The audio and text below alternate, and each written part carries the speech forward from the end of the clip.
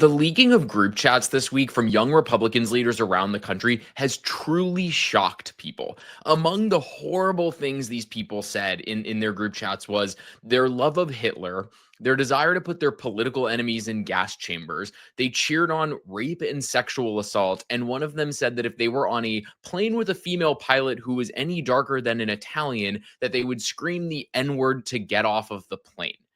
And mind you, this organization, the Young Republicans organization, is not some fringe far right group. This is an organization that bills itself as the oldest political organization for young people in the country. It has dozens of chapters and 15,000 members. So it is not some fringe group. These people are billed as the future of Republican politics. A lot of them have jobs for powerful Republican politicians. A lot of them have political aspirations of their own. And so it really underscores how much we have seen this horribly racist, fringe, unacceptable rhetoric from the darkest, scariest corners of the internet infiltrate the halls of power in Washington and around the country. And that is what this story is about.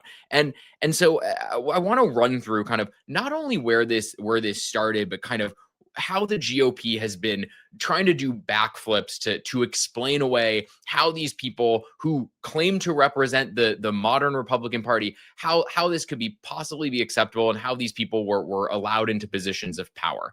And I want to start with what Nick Fuentes, who is a self-described neo-Nazi and white supremacist, had to say when he found out that these group chats leaked, because he was pretty gleeful about what was in them. Let's take a look at that. Member political organization for Republicans between 18 and 40. So these guys are like going to be in charge of the youth. This is what I'm talking about. Like, everyone's a groyper now. I don't even know these people. I've never met these people.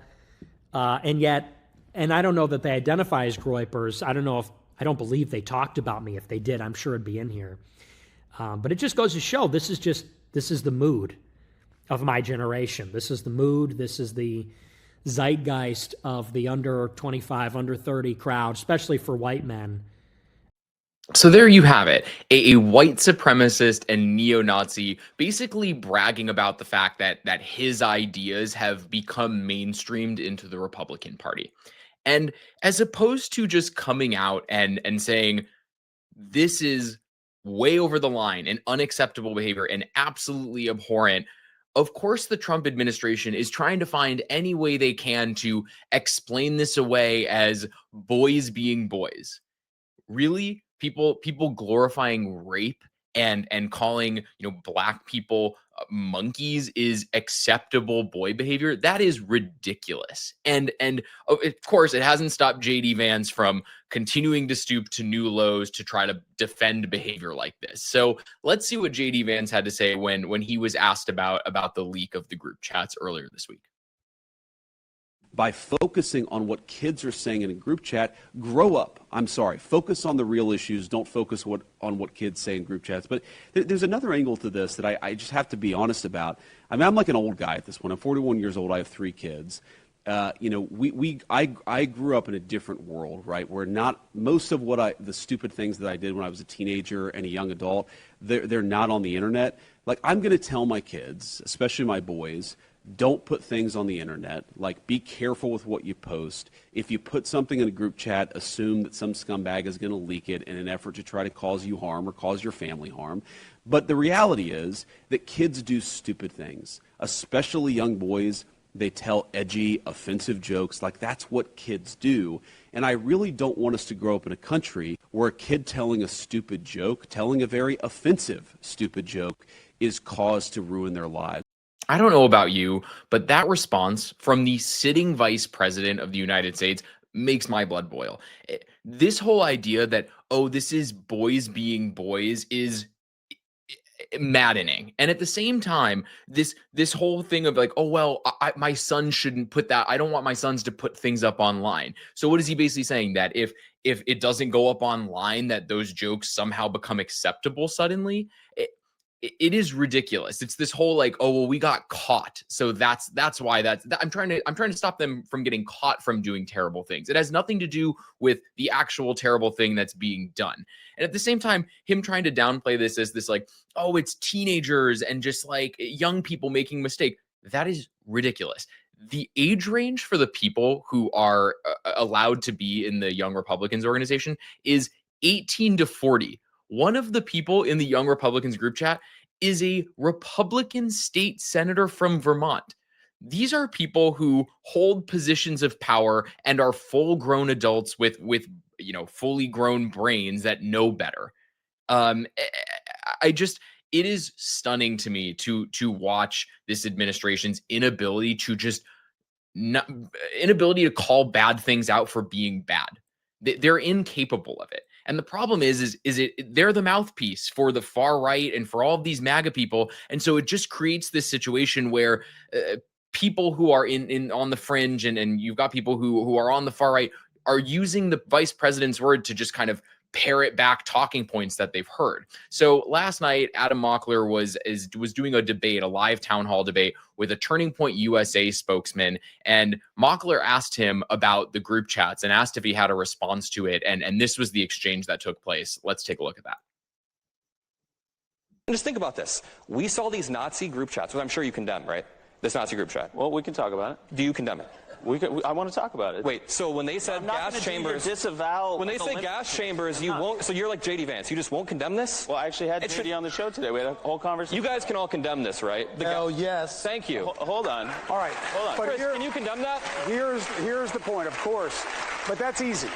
What I'm for him. So you're watching, all of these pundits pull things straight from the vice president's playbook, and then Mike Johnson was asked about this morning as well, and said, of course we condemn this, and of course it doesn't reflect the values of the Republican Party today. Well, guess what? Last night, an aide to Congressman Dave Taylor, a Republican congressman from Ohio, was on video, like doing a Zoom call with someone, and he was caught in the background with an American flag with a swastika in the middle of it, in the background of his video on this Zoom call.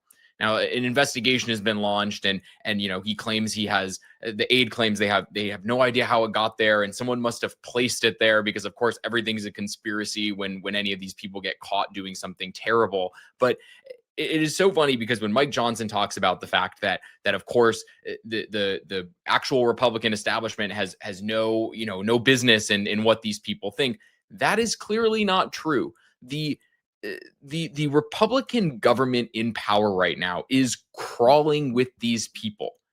We saw it last night, and it doesn't just have to be actual sitting politicians like members of Congress or senators and governors. These people who are in the background wield power. They make policy suggestions. They help drive what their bosses, what positions their bosses take on certain issues. These are people with power. The people in the Young Republicans clubs are people with power. And that is what I want to hammer home is these horrific, abhorrent, racist, sexist views are not on the fringes anymore. They are part of the mainstream Republican Party. Whether people like Mike Johnson or JD Vance want to pretend like they aren't, they know that that's not the case. They're just and the problem is this sort of behavior is coming from the top. Donald Trump is giving these people permission to do this. And of course, we're probably going to see very few consequences for any of the people who were involved in any of these scandals this week. And, when Kathy Hochul, the governor of New York, was asked about this yesterday and was asked about, well, is this just a few bad apples and is this really a problem with the actual Republican Party? This is what she had to say about it. We have a leader from the Republican Party in this state, the highest ranking individual, who in the backdrop of all this calls our candidate for mayor, one of our candidates for mayor, a jihadist and a terrorist, and then somehow says, oh, what they said, these young Republicans, was was wrong. Like, look at what you say yourself. Look at your inflammatory words. And maybe they have an effect on these young people, many of whom you support and have supported you. And you ought to just do a little reexamination of how far this has gone, where this is normalized enough that thousands of texts are uncovered. This is not one person saying they love Hitler. This is a whole lot of people saying things that are so disgusting and so abhorrent that everybody from the president on down should condemn them. Now, the Republican official that Kathy Hochul is talking about in that clip is Elise Stefanik, who multiple times has called Zoran Mamdani a jihadist and a terrorist. And I think Hochul gets to an important point here, which is the fact that the worst behavior that we are seeing from these neo-Nazis and these racists on the internet, they feel like they can do that terrible stuff out in the open because they feel like they have the blessing of the people in power in the Republican Party. They feel like they have permission. And so they're doing it because they've done and said progressively worse things over the years since Donald Trump came down that escalator, and they've never had to deal with consequences for it. And if anything, they've been emboldened by the president and this party to keep pushing things forward and keep saying worse and worse things. I'm so fired up about this thing.